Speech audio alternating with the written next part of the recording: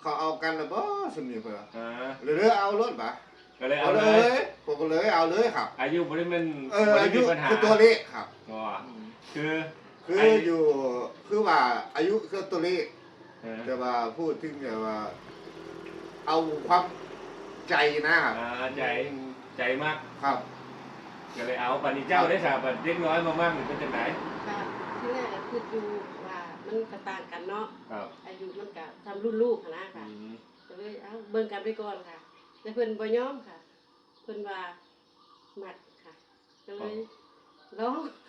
เบิ่งกันนี่จักเดือน ประมาณ5-6 เดือนจ้ะ 5-6 เดือน 5-6 ตอนนี้ เดือน ตอนนี้มาอยู่นำกันนี่จักเดือนละ ประมาณ2 เดือนจ้ะ 2 เดือน 3 เดือนแล้วเนาะ จ้ะ ก็ประมาณ 7-8 เดือนละที่คบ ที่ กั ขั น บ มา ที่ขับปีครับ ที่เข้าปีแล้ว ตั้งแต่พูดตั้งแต่ ลงไป เยอะบุ้ง มันก็ ไฟ ไปบ้านวา ครับ เจ้าอยู่บ้านไหนบ้าน มันว้าครับ บ้านวาอันนี้ก็จะอยู่บ้านวาอันเดียวก็คือ อยู่คนงามเพิ่น มันอยู่พลงามแต่ว่ามันไปอยู่บ้านวา ครับ อ๋อ